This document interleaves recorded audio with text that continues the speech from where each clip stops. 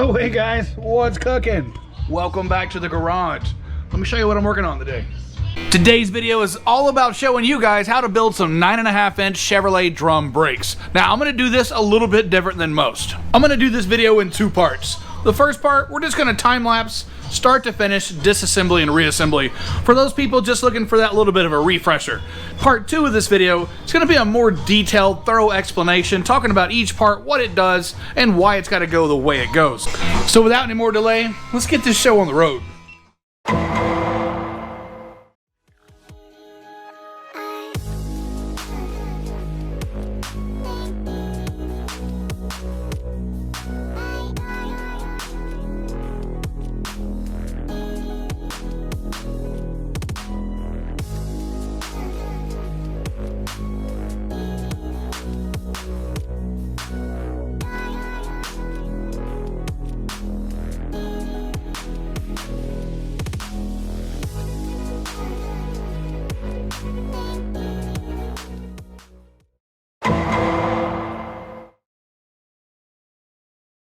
So now that you've got the quick run through, let's take a little bit of time, slow down, talk about what these brakes are and how these parts interact with each other.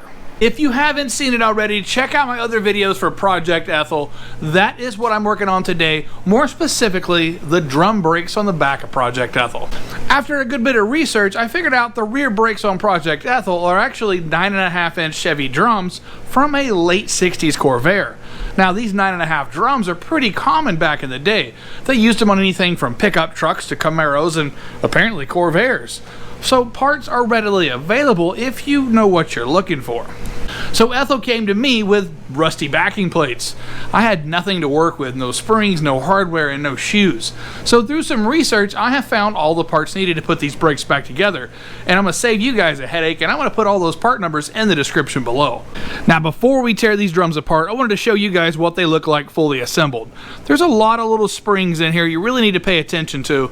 They could go in more than one way, and it matters, because when you're done, if something's not right, anything could go wrong. For example, this self-adjuster here that takes the slack out of the shoes when they wear down, there's only one way this can go. So let's take just a moment to talk about how drum brakes work before we take this thing apart. Now, most people see the basics. It's not real complex. You got a wheel cylinder, pushes two shoes apart, they make friction with the drum. That's it, right? Slows the car down. But in reality, there's a whole nother dynamic to take into consideration. When this thing's going down the road, that drum is spinning. And when you apply this shoe to that spinning drum, it makes the internals want to spin with it. When it does that, it does move a little bit. And it puts pressure here, and then finally this back shoe is deadlocked against that pin. There's nowhere for it to go, so the majority of the braking happens here on the back or primary shoe. To compensate for that, this shoe is made thicker than the front or secondary shoe, and it has a larger area of friction material as compared to that secondary or front shoe. Kind of neat stuff. So when you're putting this together and you don't know which one goes where, just think of which one does the stopping, and that's the shoe in the rear. Now, parking brakes is a whole nother thing. There's some lever back here, and there's an equalizer bar here. We're going to go over that a little bit more once we get down to those bits and pieces. But right now, what I want to do is put this camera down, turn this camera on, and show you guys how I disassemble this down to the backing plate.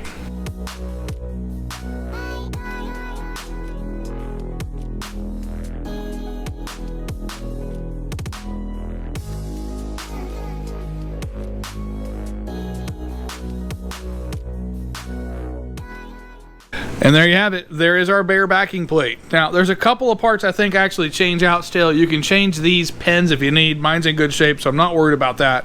But there are a couple of points on here I want to mention to you guys. Now, on each side, I've got 3 places where there's like this knurling finish, right? This is the actual area the shoe rides back and forth on. You know, do with this as you will.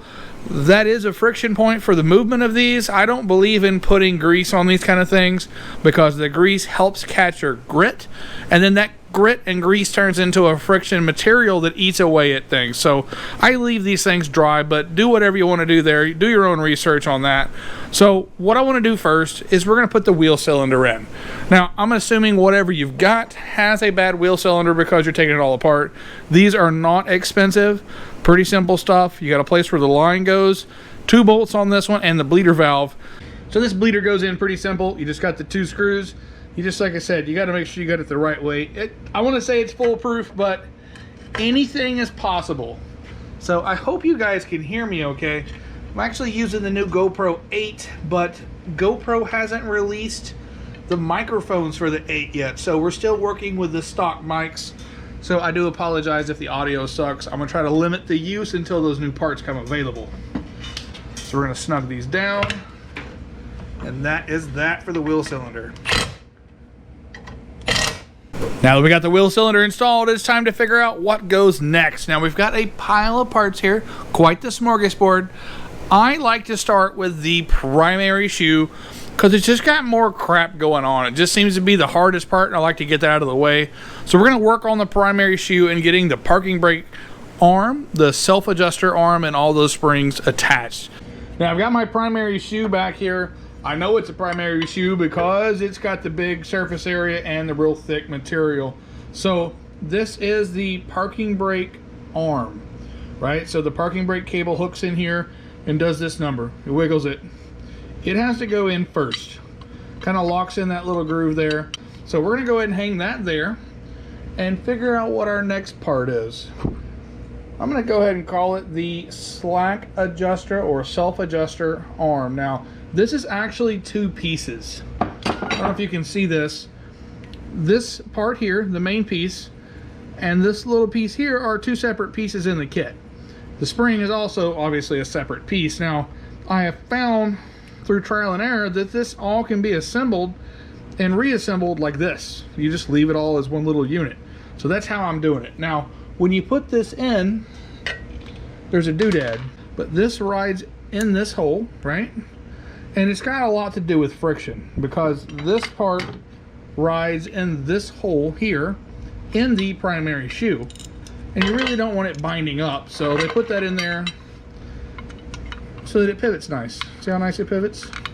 It's really not something you just throw together. You kind of have to finesse it all. So let me see what I can figure out here. Each and every individual's mind connecting to the great mind, the great spirit.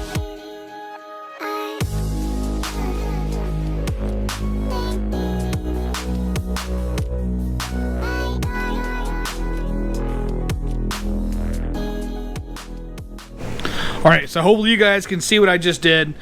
I ended up putting the slack adjuster arm, that spring assembly, the parking brake arm, and that spring all together to kind of hold itself in place.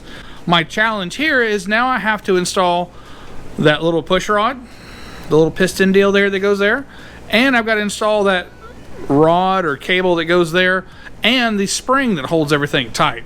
That's really get into the tricky business. So let's see if I can sort that out.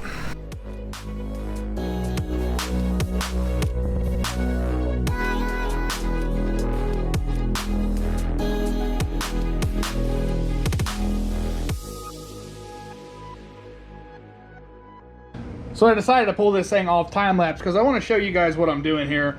This is probably not the right way to do it, but I'm using a screwdriver to force my primary shoe spring up over this little hooky bit here that's got to hang on to. So I've got my little push rod thing in there. So we're going to see if we can't make this happen. This is kind of a dangerous situation, but I think we can get it. Now, I didn't quite get it. Nope. Got it. See that? It's just a little bit of a trick. And now I've got that spring in the shoe under tension, hooked where it goes, and for all intents and purposes, the hard part's done on the primary, and that's kind of that point I like to get to and get out of the way. So let's get this secondary shoe involved. Now a couple things are going to be getting installed all at one time. One of which is this little push rod guy here that goes in the wheel cylinder. Also, I've got my equalizer bar, which has a spring on one side. This should go to the front. The wide groove sits over the rear or primary shoe and that parking brake arm, right? So that kind of couples over it. It's got a bit of a hump to it. It humps away from the vehicle. It should hump towards the hub, if that makes sense, okay? So we're gonna take our return spring for our secondary shoe, and we're gonna kind of assemble all this, and I'm gonna try to just click it right together. So let's see if I still got it. Got my spring in there. Go ahead and feed my little push rod thing in. And I think I'm gonna approach it this way, like that. So where it gets real tricky is the first thing I catch is the spring. And I sort of walk it down to get the push rod started. And then I got to get my equalizer bar lined up with my parking brake arm. It's a little bit of a trick. It may take a try or two, but I'm sure you'll get it. And there it is. All right, I think we're in business. I know some of you guys are probably thinking that was a bass-ackwards way of doing things, but if you'll notice, I did not have to fight with that heavy spring, and I've already got my push rod and my equalizer bar installed. Now, not having the retaining spring in there, it does move around a bit, but it doesn't just jump apart. So the next thing I want to do is work on getting that retainer in here, and we're going to get that self-adjuster wheel in. So now that we're at this point, the next thing I like to do is this guy right here. This is my self-adjuster or slack adjuster spring. It is side specific, so do not get this crossed up left or right because it will make a difference. Now this goes in from the back side of this secondary shoe, and it hooks in a hole just behind this arm here for our self-adjuster. So I'm going to kind of pull that shoe around, and just with my fingers I can put that in place. Now that that's installed, next thing I like to do is put in my retainer. Now this consists of a nail, a spring with a bit of a beehive, and a retaining cap. Now this beehive goes against the shoe, and then of course the nail comes through the backing plate. And that's that. That's how you install the retaining spring. So the drums are pretty much assembled. We've got one key ingredient left though, and that is the self-adjuster. Now just like that spring, this is side specific. All right, so it's got a threaded section in here that unscrews. That's conventional threads, and this is the driver's side. So you want to make sure you have this screwed in all the way. In your kit, you'll find this washer. Make sure you put that in there between this and the end cap, all right? So this is probably the easiest part, and this is the first part I take apart as well. You want to put this in so that the ratcheting wheel here counteracts with this lever to self-adjust.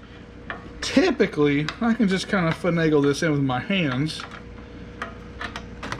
Just give it a little nudge, and there's that. You'll know you have it in right if you hear it click.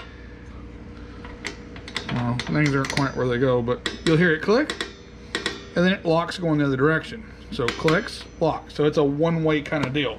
And that's pretty much it, guys. That is as much as I know about assembling some drum brakes. So there you have it, Drum Brakes 101. That's the 9.5-inch Chevy. So I hope I at least helped one of you guys get through your drum brake job. Don't forget to check down below in the description for all the part numbers for everything I used. I'm gonna end this video off right there though. As always, thanks for watching. Don't forget to like and subscribe.